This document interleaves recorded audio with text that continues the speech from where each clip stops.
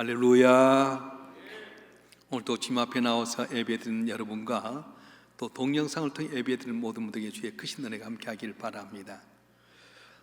히랍의 신화의 레테 호수에 대한 이야기가 나오는데, 한 여인이 스틱스 강가에서 영원 나라를 가기 위해서 이제 강을 건너려고 준비하고 있었습니다. 그때 뱃사공이 그런 말을 하는 겁니다. 이 강을 건너기 전에 레테 호수의 물을 먹을 것인지 말 것인지 결정을 해야 됩니다. 이 물을 마시면 어떤 일이 일어납니까? 이 물을 마시게 되면 지난달의 모든 괴로움이 다 잊혀지게 됩니다. 아, 그래요? 그럼 빨리 이 물을 마시고 지난달의 괴로움과 어려움을 다 잊어버려야 되겠습니다.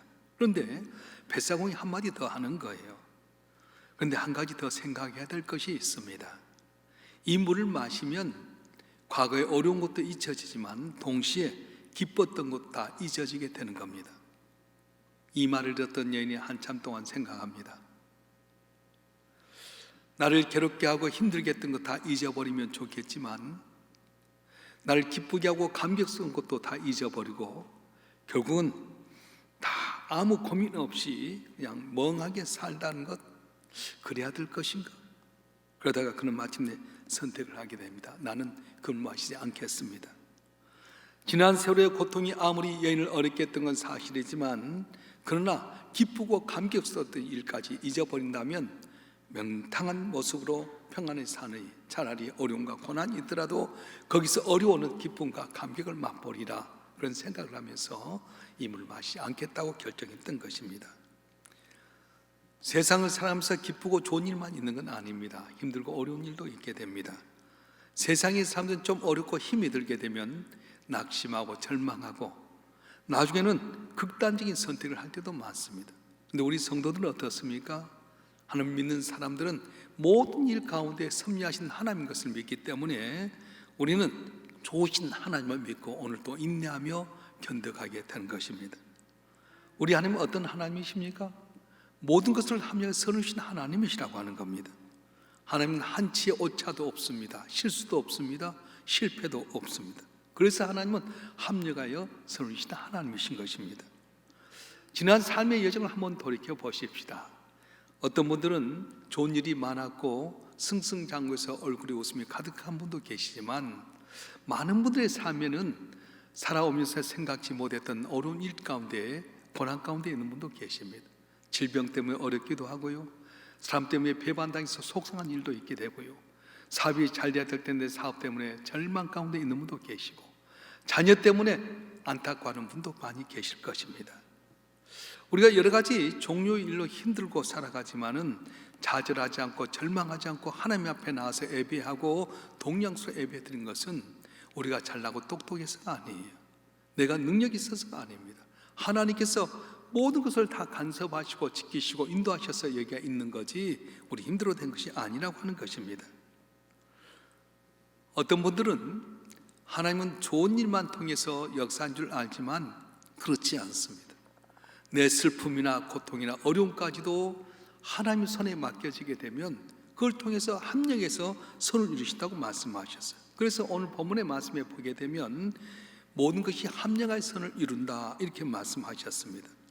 무슨 말씀입니까? 좋은 일인지 나쁜 일인지, 슬픈 일인지 기쁜 일인지, 가난하든 부하든 간에 모든 일을 통해서 하나님은 합력해서 선을 이루신다고 말씀하는 것입니다. 그런데 고통을 당한 그 당시는 그걸 몰랐어요. 어려움과 고난이 당하게 되면 하나님이 이 고난을 통해서 선을 이끄신다는 사실을 믿지 못하고 불평할 때가 많았습니다. 그래서 예수를 잘 믿다가도 고난을 당하게 되면 교회를 방황하고 교회를 안 나옵니다. 심지어는 어떤 분들은 교회를 떠날 때가 있습니다. 코로나19 때문에 우리 성도들이 믿음이 또 좋아진 분도 계시지만 영적으로 많이 다운된 사람도 있고 또 교회를 떠나신 분도 아마 있을 수도 있습니다. 그런데 가만히 한번 생각해 보십시다. 지나온 과거의 고난과 여건을 생각해 보면 과연 이것이 나에게 어려움만 주었습니까? 그 고난 때문에 내가 이 정도 하나님 믿게 되게 되고요, 그 고난 때문에 내가 방탕하지 않고 믿음 생활을 하고 있는 건 아닙니까? 고난 당할 때는 그때는 잘 몰랐어요. 그런데 지나고 나니까 그걸 알게 되는 것입니다.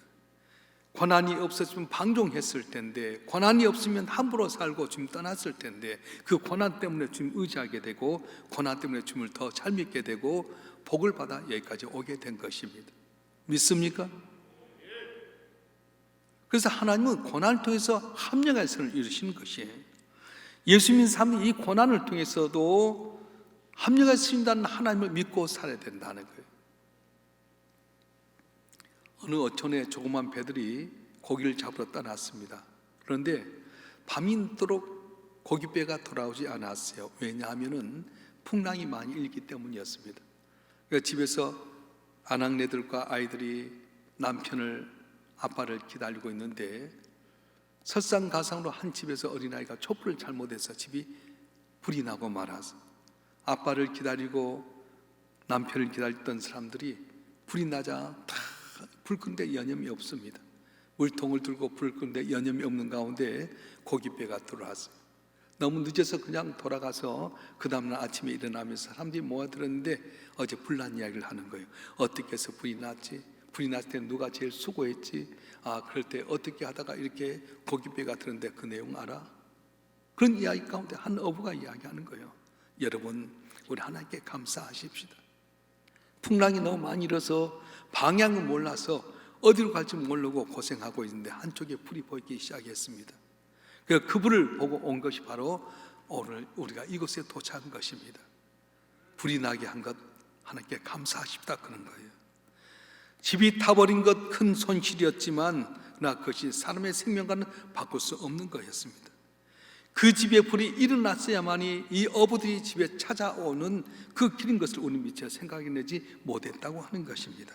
바로 이런 현상을 일컬어서 합력의 선을 이룬다, 그렇게 말씀하는 것입니다. 왜 불이 나야 했는지, 왜 내게 손해가 있어야 했는지, 왜 사랑하는 사람과 이별해야 됐는지, 왜 몹쓸 병에 걸려야 되는지, 왜 자식이 나보다 먼저 주 앞에 가야 했는지 이유를 모를 때가 많습니다. 그렇다고 하나님 원망해서는 안 된다고 하는 것입니다. 하나님은 과거에도 나를 사랑하셨고 지금도 나를 사랑하시고 앞으로 나를 사랑해 주실 것입니다.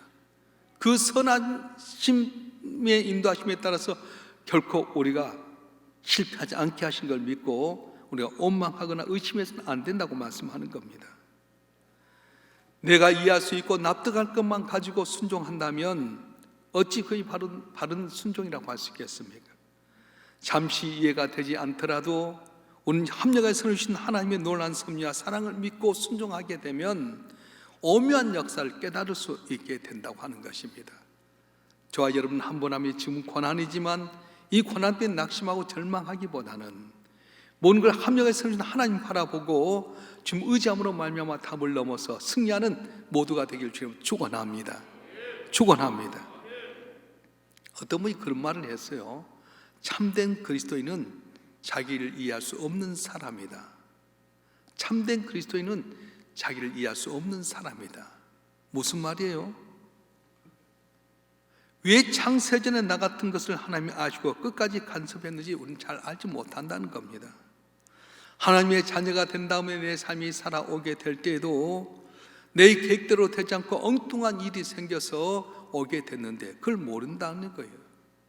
그 엉뚱한 변수 때문에 내 삶이 더 풍성해졌는데 그때는 몰랐다고 하는 것입니다. 그 엉뚱한 변수가 실패일 수도 있고 좌절일 때도 있었습니다. 그런데 그 모든 걸 합력해 세우신 하나님의 손길로 나를 이끌었고 결국은 영화롭게 하는 계기가 있었다고 하는 것입니다. 요셉이 아버지 말씀에 순종해서 형들을 찾아갑니다. 하루 이틀도 아니고 사흘길을 걸어서 형들을 찾아갔는데 그 형들에 의해서 애굽에 팔리게 됩니다. 웅덩이에 갇히게 될 때 형들이 죽이자 살리자 하는 이야기를 듣고 요셉이 얼마나 기도한지 모릅니다. 하나님, 우리 형들 마음이 녹아져서 나를 건져지게 해주세요. 내 아버지 품에 가게 하시세요. 얼마나 기도했는데도 불구하고 하나님 그때 안 들어주신 것 같았어요. 절며 애굽 땅으로 종으로 팔려갑니다. 얼마나 힘들고 모멸찬 삶을 살면서 겨우 보디발 장군 집에서 이렇게 집사장이 되었는데 어느 날 보디발 장군 아내가 자기를 유혹하는 거예요. 내가 에로인 나하고 연애하자. 내가 하나님께 죄를 범하니까 주님에게 죄를 범하니까 범죄하지라고 몸부림쳤는데 우리 억울한 누명 쓰고 지하 감옥에 빠지고 말았습니다. 우리 같으면 하나님 이렇게 잘 믿고 내가 의로운 삶을 살았는데 어째서 이렇게 감옥에 갇힙니까? 내 길이 왜 이렇습니까? 원망할 수도 있는데 요셉은 결코 원망하지 않습니다. 아브라함이 하나님, 이삭의 하나님, 야곱의 하나님이 바로 나의 한 걸 믿고 살아왔어요. 그때 마치 바로 왕의 술 맡은 간원자가 떡 맡은 간원장이 감옥에 갇히게 됩니다. 그리고 꿈을 이야기하는데 이 요셉의 꿈을 해석해 준 거예요. 떡 맡은 간원장은 3일 후에 목이 잘려지게 될 거고 술 맡은 간원장은 3일 후에 왕에게 복귀될 겁니다. 술 맡은 간원장, 당신께서 올라가면 날 기억해 달라고. 그러자고 약속을 했는데 정작 3일 딱 되니까 정말 술 맡은 간원장은 복귀가 되게 되고 떡 맡은 장은 죽었어요. 이제 좋은 소식이 올까 했는데 소식이 없습니다. 2년 동안 기다려도 소식이 없습니다. 우리 같으면 원망하고 사람에 대해서 불평할 텐데 요셉은 그런 모습 같지 않습니다. 하나님만 바라보는 거예요. 그때 이 바로가 꿈을 꾸었습니다. 살찐 송아지 7이 있었는데 갑자기 파리한 송아지 7이 이 살찐 소를 먹는 가운데 왕이 꿈을 깼는데 너무 겁이 나기도 하고 힘들기도 하고, 그래서 이 꿈에 대해서 해석하는데 아무도 해결할 사람이 없습니다. 그때 술 맡은 간원장이 요셉을 생각해서 이야기해서 요셉이 나와서 이 꿈을 해석하고 대비책을 세웠더니 이 왕이, 이 파라오가 요셉을 국무총리 삼아 주셨어요. 그때 나이가 몇 살이냐? 30살이었다고 합니다. 만약에 조금만 더 빨리 꿈을 해석했더라면 그건 몇 푼 돈에 불과할 텐데 그건 30살이 되기까지 기다리게끔 만드셨어요. 그냥 형들에 의해서 애굽 땅에 팔려간 줄 알았는데 요셉의 고비 무엇이었습니까? 하나님 우리 민족을 건지려고 날 먼저 이곳에 먼저 보내셨나이다 말씀하셨어요. 애굽 땅으로 종으로 팔려간 것이, 억울한 누명 쓰고 지하 감옥에 빠진 것이 바로 국무총리 되기 위한 하나님의 가정이었다고 하는 것입니다. 할렐루야. 그렇습니다. 어쩔 땐 내가 이해하지 못한 어려운 고난이 있게 되고 억울한 누명을 쓰게 되기도 하고 실패할 수도 있지만은 모든 걸 합력해서 이루신 하나님께서는 우리 삶을 통해서 영화롭게 하는 은혜를 주신다고 약속해 주셨던 거예요. 우리 예수 잘 믿는 성도들 가운데서도 조그만 일이 나면 큰일 났다고 야단 법석하는 분이 계십니다. 지내놓고 보면 큰일 날 일이 아니었는데 그 당시는 큰일 날 것처럼 야단 법석할 때가 많아요. 좀 더 그렇지 않습니까? 끝났다고 생각했던 것이 얼마나 많습니까? 근데 지나놓고 보니까 아무것도 아니잖아요. 왜 그렇습니까? 하나님이 사랑하는 자, 그때로 부르짖는 자는 모든 걸 합력하여 선다고 하셨는데 하나님을 믿는 성도들, 합력하여 선하신 하나님 믿는 성도들은 큰일 날 것도 없고 야단 법석할 일도 없다고 하는 거예요. 잘 자라던 애에게 엄마가 어느 날 예방주사를 맞추게 합니다. 홍역 예방주사, 볼거리 예방주사, 독감 예방주사 맞추게 합니다. 어린아이 입장에서 갑작스레 예방주사 맞는 것이 고통이고 아픔이었지만 엄마 입장에서 보게 되면 네가 홍역 예방주사 안 맞으면, 볼거리 주사 안 맞으면, 독감 예방주사 안 맞으면 네가 어렵게 되기 때문에 엄마 입장에서는 예방주사를 놓을 수밖에 없다는 거예요. 마찬가지입니다. 오늘 우리의 삶 가운데서도 내게 고난이 고난으로 끝난 것이 아니라 이 고난이 바로 내 건강을 위한 거고 내 삶을 위한 거고 하나님께 영화롭게 하기 위한 계획이 있다고 말씀하는 거예요. 믿으실 주 여러분 축원합니다. 그래서 우리는 환경을 바라보면서 눈앞에 보진 것만 보지 마세요. 합력에서는 하나님의 은혜와 기적을 보라는 거예요. 사도 바울은 예수 믿기 전에 예수 믿는 사람 핍박하는 사람이었습니다. 스데반을 돌로 쳐는데 앞장섰고요. 다른 나인 다메섹까지 가서 예수 말씀 핍박하려다가 다메섹 주님 만나고 변화가 됩니다. 아라비아 광야에서 3년 동안 기도하는 것에 성령 충만하게 되고, 그리고 바나바가 안디옥에서 목회를 하게 될 때 초청해서 바나와 더불어서 같이 안디옥 교회를 섬기게 되었습니다. 복음을 전하기 위해서 사도 바울이 아시아로 가기를 원했는데 그때마다 이상한 일이 생긴 겁니다. 몸에 가시가 돋아나게 되고 병이 생기게 되고 길 막혀졌어요. 하나님, 내가 주의 복음을 전하기 위한 건데 왜 이렇게 길 막혀졌습니까? 하나님, 내가 주의 일을 하려고 하는데 왜 몸에 내가 이렇게 질병이 생긴 겁니까? 이해하지 못했지만 하나님께 기도하는 가운데 어느 날 환상 가운데 마게도냐 사람이 선지다는 걸 보게 되었어요. 그래서 방향을 아시아로 간 것이 아니라 유럽으로 틀라는 것이구나, 그렇게 생각하고 말씀에 순종해서 유럽 방향을 들었습니다. 마게도니아의 첫 성이었던 빌립보 성에 갔더니 마치 한 귀신인 소녀가 점을 치는데 기가 막히게 맞히는 거예요.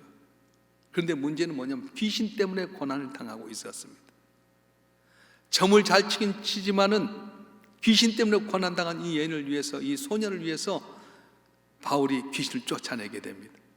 자유롭게 돼서 얼마나 좋습니까? 문제는 귀신이 따라가다 보니까 점을 치지 못해서 돈을 받지 못했던 주인이 고발하게 되게 되고, 결국은 바울과 실라가 매를 흠씬 얻어맞고 빌립보 깊은 지하 감옥에 빠지게 됩니다. 하나님, 내가 주의 일 위해서 귀신을 쫓아내고 복음 전하기 이렇게 했는데 왜 이렇게 어려움 당하게 하십니까? 이해할 수 없었지만 그는 하나님께서 함께 하심을 믿고 오히려 빌립보 감옥에 찬송을 드렸습니다. 매맞은 자리 아프고 시려웠지만 눈물 날 정도 큰 고난이 있었지만은 오히려 하나님께 참여했더니 하나님께 지진을 통해서 감옥문이 열려지게 만들었어요.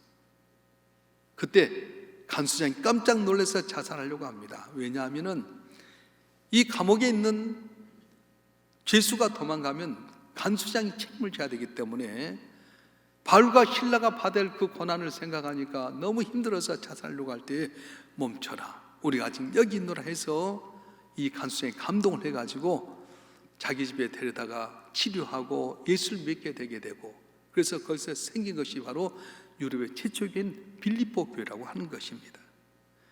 인간의 생각을 위해 하나님이 이렇게 고통을 주시는지, 죄를 위해서 이렇게 열심히 섬기는데 왜 걸림돌을 주는지 이해하지 못하지만 함령의 선우신 하나님께서는 내 걸림돌이 디딤돌 되게 만드신다고 하는 거예요. 믿습니까? 사도 바울이 세 번 선교역을 하고 예루살렘에 올라갑니다. 예루살렘에 올라갔더니 정작 잘 죽이려고 한 사람이 많이 있어서 그가 로마 시민권을 가졌기 때문에 가이사에게 재판을 요청하게 됩니다. 로마 시민권은 가이사에게 재판을 요청하면은 로마까지 가서 황제 앞에 재판을 받아야 돼요. 로마까지 가려면 비용도 많이 들게 되게 되고, 로마까지 가려면 유대인들이 자기 목숨을 해야 할 수도 있었는데 오히려 로마 군인들이 지켜서 황제 앞에까지 가게 됩니다. 로마의 감옥에 갇혔는데 이 로마의 감옥이 사도원 감옥이 아니었습니다. 감옥 안에서 에베소서, 빌립보서, 골로새서, 빌레몬서라고 하는 서실서 성경을 기록하게 되고요, 나중에 또 감옥에 나왔다가 다시 들어가서 마지막 순교 직전에 디모데후서라고 하는 성경을 기록하게 되었습니다. 감옥은 바울의 활동을 제한하고 눈이 나빠서 잘 보지 못하게 했지만 오히려 이 어려운 상황이 바울로 하여금 하나님만 바라보게 만들었고 하나님의 뜻을 이루게 만들었던 것입니다. 그래서 사도 바울이 오늘 로마서 8장 28절에 그렇게 고백하는 거예요. 하나님을 사랑하는 자 곧 그의 뜻대로 부르심 입은 자들에게는 모든 것에 합력하여 선을 이루느니라. 할렐루야.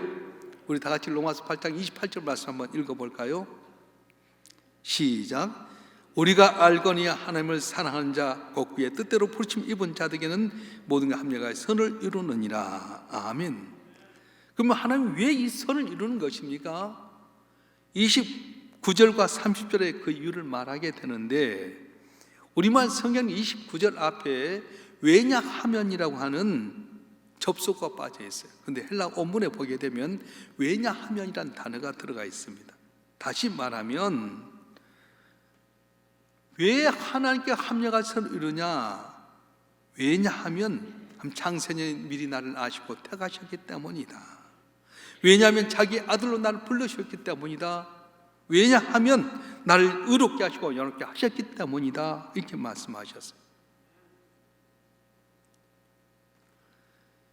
29절과 30절 보게 되면 구원을 위해서 5단계가 이루게 되는데, 미리 아셨다, 정하셨다, 부르셨다, 의롭다 하셨다, 영화롭게 하셨다, 이렇게 말씀하고 있는 겁니다. 저와 여러분 한 분 한 분이 이 단계를 거쳐가고 있는 거예요. 이건 하나님이 계획하시고 진행하실 때 누구도 막을 수가 없습니다. 여러분 한 분 한 분 하나님께 미리 창심 아셨습니다. 그리고 여러분 정하셨고 부르시고 의롭다 하시고 마침내 어떻게 하시냐? 영원하게 하신다고 말씀하시는 거예요. 믿으실 주 여러분 축원합니다. 그런데 헬라 원문에 보게 되면 28절과 29절에 보게 되면 주어가 하나님이라고 하는 단어가 8번 나오게 됩니다. 우리나라는 반복되는 문장을 피하기 위해서 하나님 한 번만 썼지만은 헬라 원문에 보게 되면 하나님의 이름을 낱낱이 그 앞에 썼는데 8번 쓰게 됐어요. 보게 되면 하나님이 미리 아셨고, 하나님이 미리 정하셨고, 하나님이 미리 정하신 그들 하나님이 부르셨고, 하나님이 부르신 그들 하나님이 의롭다 하셨고, 하나님이 의롭다 하신 그들 또한 하나님이 영화롭게 하셨다 말씀하십니다. 왜 하나님이 하셨다고 하는 걸 8번이나 반복하는 겁니까? 모든 걸 하나님이 하신 것을 전하기 위한 것이라는 거예요. 구원의 시작부터 마지막 때까지 누가 하시냐? 하나님이 하신다는 거예요. 그러면 여기에 무슨 뜻이 있는 겁니까? 하나님 절대로 실패하지 않는다는 것입니다. 하나님이 구원을 시작했기 때문에 반드시 성취된다는 거예요. 우리 그 부족하고 미약할지라도 나를 아시고 정하시고 택하신 그분이 날 연단 가운데 의롭게 하시고 마침내 어떻게 하시냐? 영원하게 하신다. 어떻게 하신다? 영원하게 하신다는 거예요. 할렐루야. 그것뿐만 아닙니다. 여기 주어진 동사들이 뭐로나면 과거 동사로 나왔어요. 우리나라는 미리 아시고 정하시고 부르시고 의롭다 하시고 마지막에 영화롭게 하셨다고 됐는데 헬라 원문에 보게 되면 다 과거로 되어 있어요. 미리 아셨다, 정하셨다, 부르셨다, 의롭다 하셨다, 영화롭게 하셨다. 왜 과거의 시제로 쓴 겁니까? 아직 내 편에서는 구원이 이루어지지 않았지만 하나님 편은 다 이루어졌다고 하는 것입니다. 창세전에 계획해 놓았던 것이기 때문에 하나님 입장에는 다 과거지사예요. 그리고 시간을 초월해서 역사하신 하나님이 다 이루신다고 하는 거예요. 예를 들어서 건물을 지을 때 설계도가 나오게 되면 설계도만 나왔지만 이게 설계도 나오면 다 건물이 이루어지게 되잖아요. 그러니까 하나님께 저와 여러분 한 분 한 분을 미리 아셨고 정하셨고 부르셨고 의롭다 하셨고 영화롭게 하셨다. 나는 아직 손에 안 잡힌 것 같지만 하나님 입장에서는 다 영화롭게 만드셨다고 하는 거예요. 할렐루야. 이 사실이 믿어지십니까? 믿어질 때 이것이 믿음이 있는 거예요.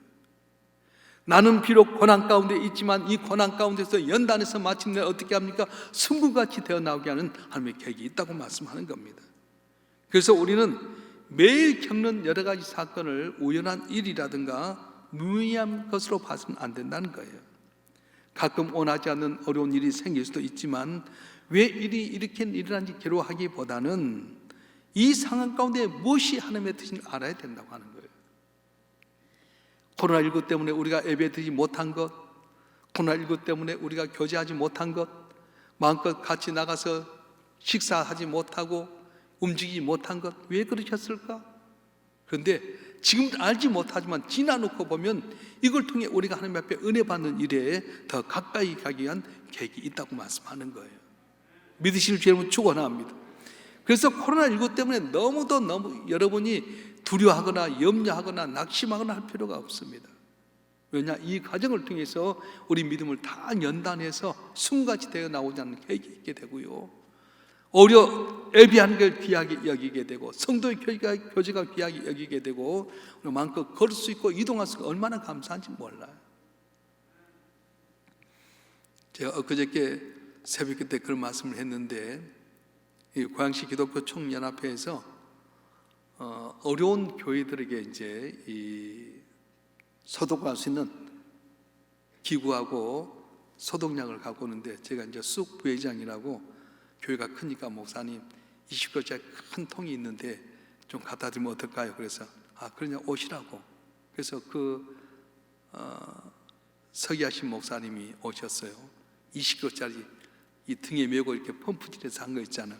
약하고 갖고 왔는데 어떻게 우리까지 왔냐고. 우리도 다 있는데 갖고 왔냐고.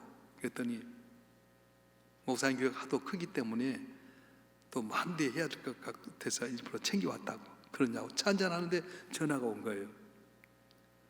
갑자기 저는 응? 그래 못 온다고? 그러더라고. 무슨 말인지 이렇게 봤더니 딸이 모스크바에 교환 학생으로 가 있는데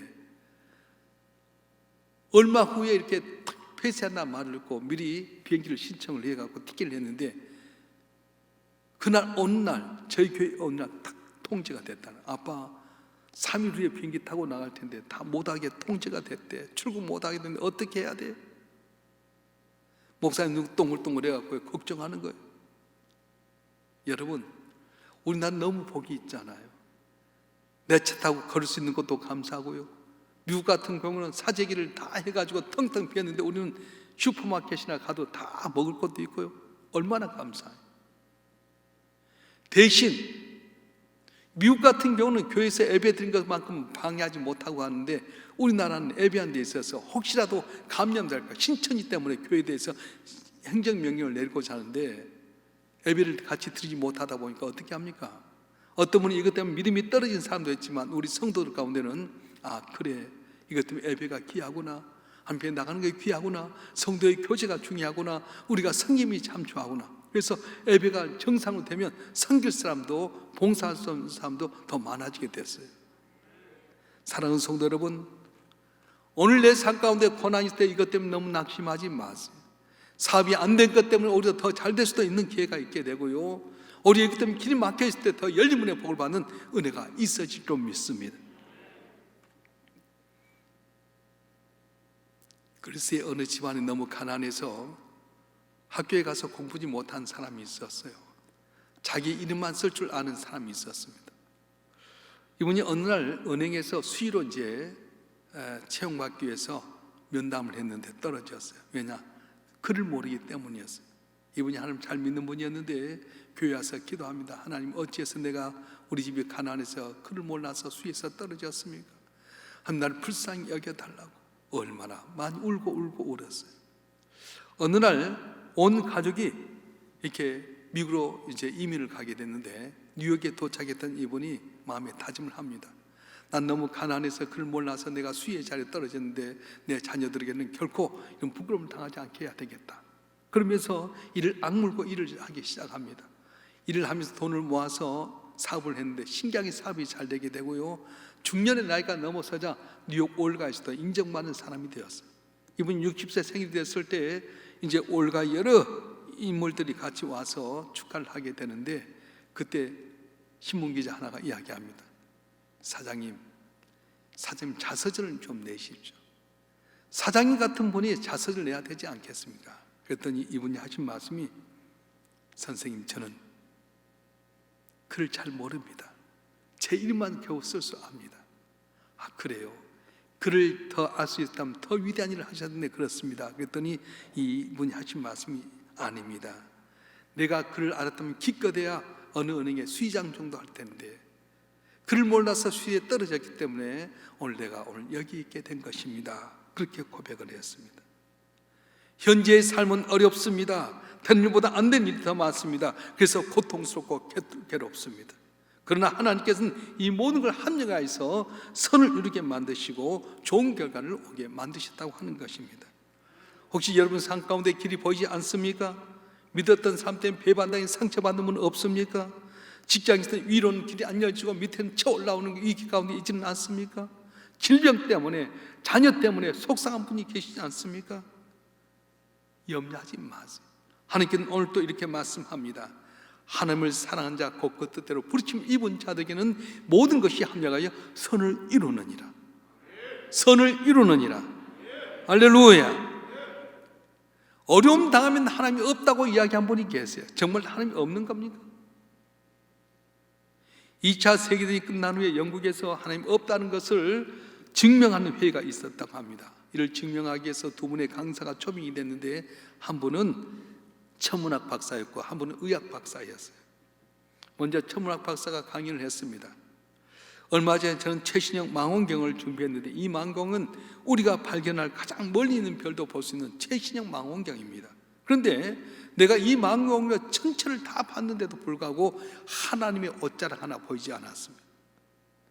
하나님이 계신다면 옷자락도 보여야 되지 않겠습니까? 이 고급 망원경 봤는데도 불구하고 하나님의 옷자락 하나 보지 않았습니다. 하나님 없는 게 틀림없습니다. 그랬더니 거기에 있는 사람이 박수를 쳐 맞습니다, 맞습니다, 하나님은 없습니다 이야기하는 거예요. 두 번째 의학 박사가 일어나서 말합니다. 나는 평생 의학을 연구하며 살았습니다. 그런데 기독교인들은 사람이 영혼이 있다고 합니다. 난 그걸 이해할 수가 없습니다. 난 그동안 수많은 사람들 수술했고 시신도 해부해봤지만 어느 곳에도 영혼이 없었습니다. 피부에도 뼛속에도 핏속에도 영혼 없었습니다. 기독교인들은 거짓말쟁이고 성경 거짓말입니다.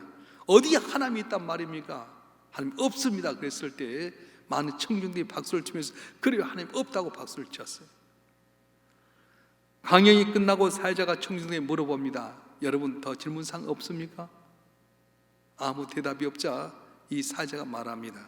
그럼 이것을 하나님이 없다는 것이 증명되었으므로 회의를 마치겠습니다.